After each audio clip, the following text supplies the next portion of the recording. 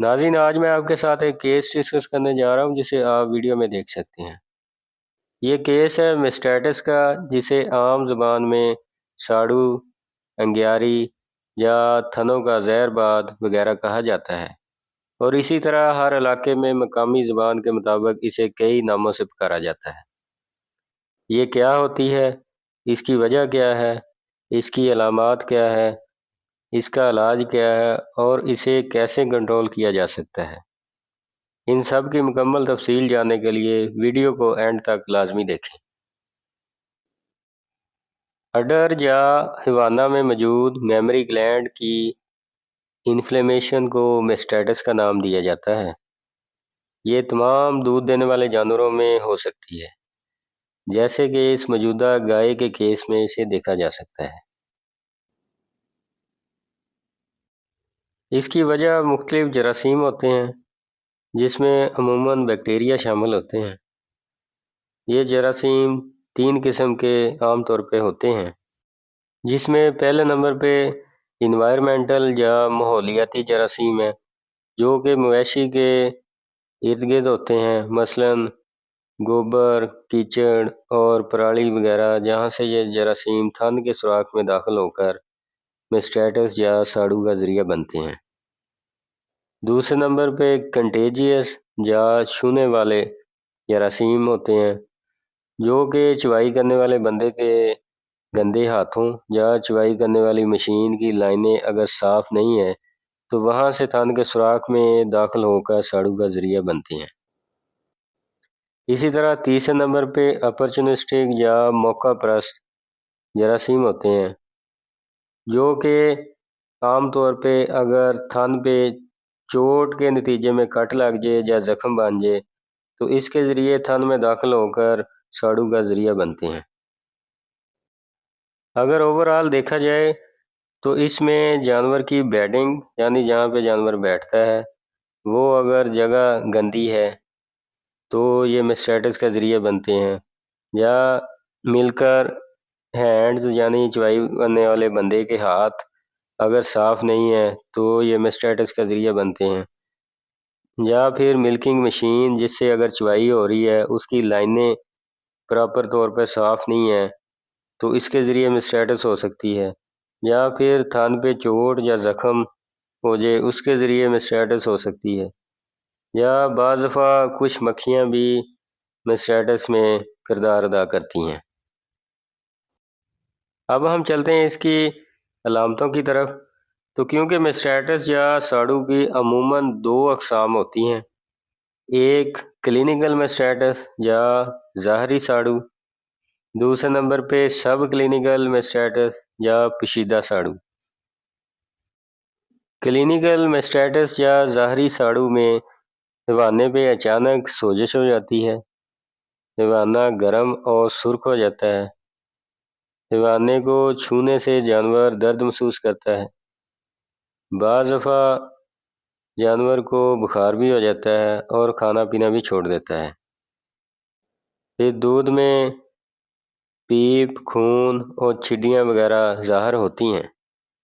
اس میں ایک کوارٹر بھی متاثر ہو سکتا ہے اور ایک سے زیادہ کوارٹر بھی متاثر ہو سکتے ہیں،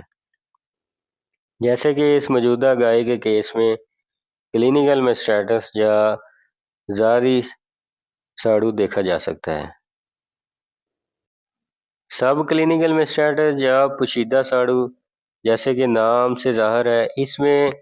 عموماً کوئی علامت ظاہر نہیں ہوتی۔ اگر یہ 2 ماہ تک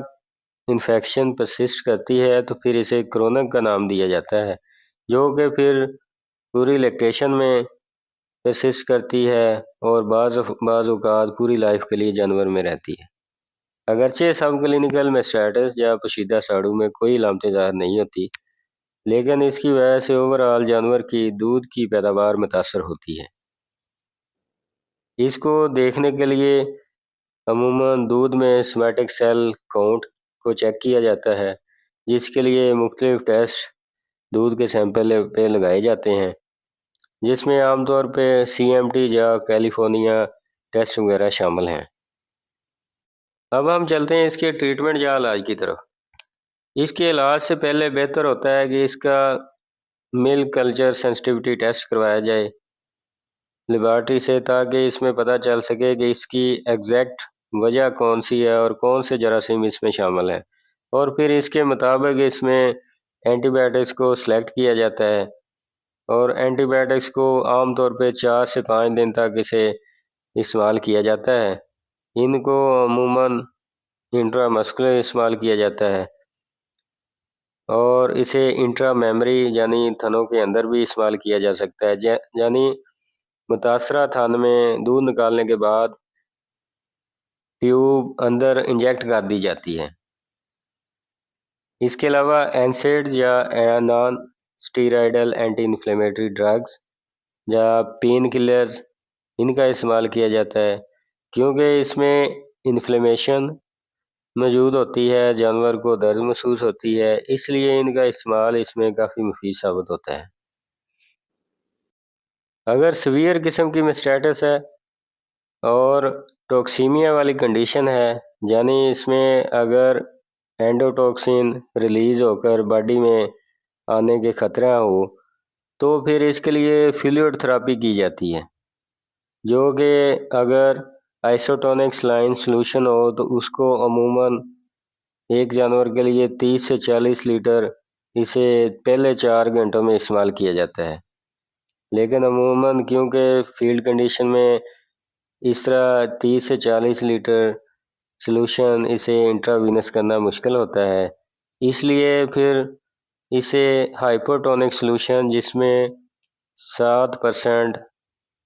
سوڈیم کلورائڈ ہوتا ہے اس کو استعمال کیا جاتا ہے، جس کا پھر 2 لیٹر اسے انٹراوینس یا ورید میں اسے لگایا جاتا ہے۔ اور بعض دفعہ کارٹیکوسٹیرائڈز جس میں ڈیکسامیتھازون، پریڈنیسولون وغیرہ شامل ہیں، ان کا استعمال بھی کیا جاتا ہے، کیونکہ جب شدید قسم کا ساڑو ہو تو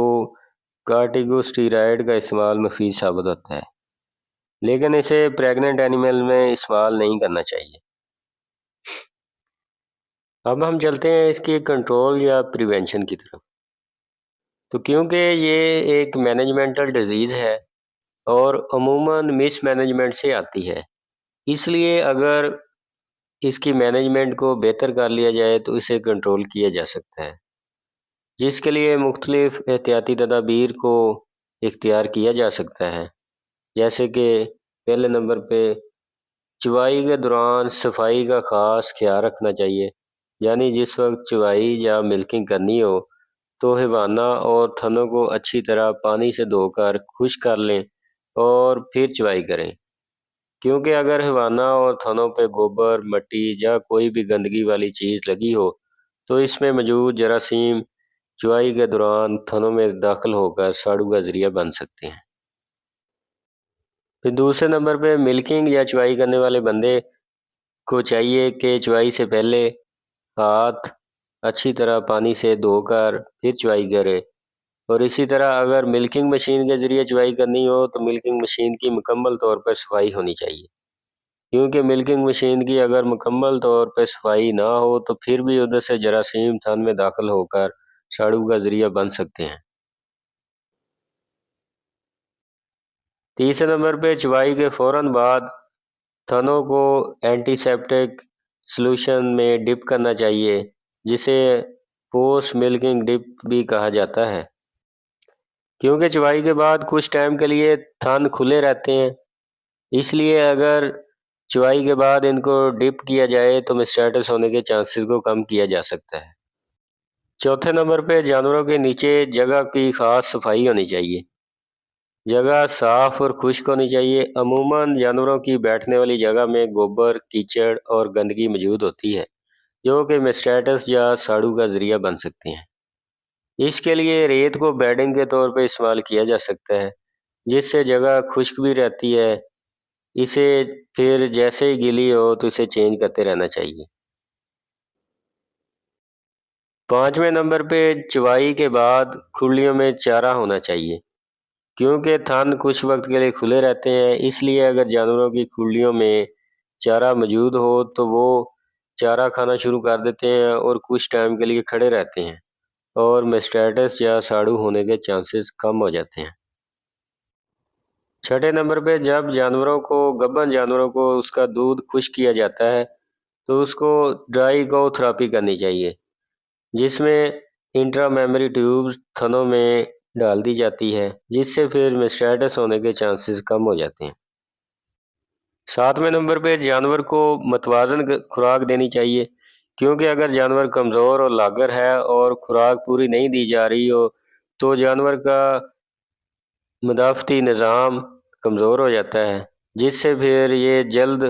میسٹائٹس یا ساڑو کا شکار ہو سکتا ہے۔ امید ہے آپ کو یہ ویڈیو اچھی لگی ہوگی۔ آپ سے گزارش ہے میرا چینل لائک، سبسکرائب اور شیئر کریں اور گھنٹی والے بٹن کو لازمی دبائیں تاکہ ہر نئی آنے والی ویڈیو کا نوٹیفیکیشن آپ تک پہنچ سکے، اور اگر کوئی سوال ہو تو کمنٹ سیکشن میں لازمی پوچھیں۔